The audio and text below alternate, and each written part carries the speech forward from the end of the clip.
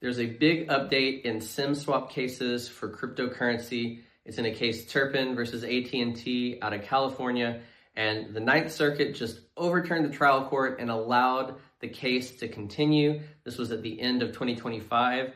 Here's why that's a big deal for SIM swap cases. Now, I have another video explaining what SIM swapping is, and if you're unsure of that, go ahead and check out that other video. But if you've stumbled across this video, there's a good chance you already know because maybe it's happened to you or someone you know, but it can definitely be devastating. And in the Turpin case, it was devastating to the tune of about $24 million worth of crypto that was stolen from hackers who had SIM swapped Mr. Turpin. And the trial court actually rejected the claims that AT&T could be held liable for the SIM swap on the basis that they had released Mr. Turpin's personal information to an attacker.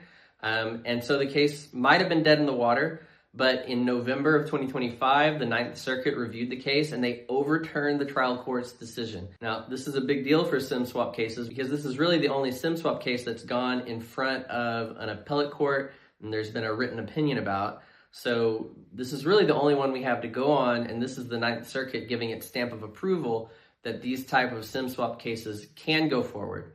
Now, in this particular case, after that Ninth Circuit opinion, the case settled for an undisclosed amount. We don't know how much AT&T paid Turpin, but we can definitely assume it's in the millions of dollars.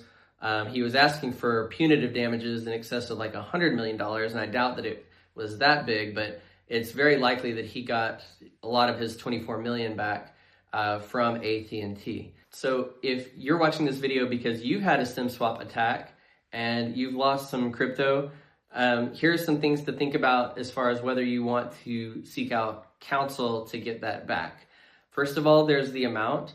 Unfortunately, just because of the nature of litigation, we don't really accept cases where the amount is less than $50,000, $60,000, and even that is really on the low end. But if you have had that amount stolen or more, it can be very worthwhile to initiate either a lawsuit or an arbitration against the company that turned over your data. Now, just because one circuit court approved this kind of lawsuit doesn't mean that you're definitely going to win your lawsuit. It can differ across courts. I'm currently in an arbitration right now involving a SIM swap attack, and we'll see how that goes. I'll give you an update once that case resolves. But it can be very worthwhile to you if you've had a large amount stolen. You don't want to just let that go.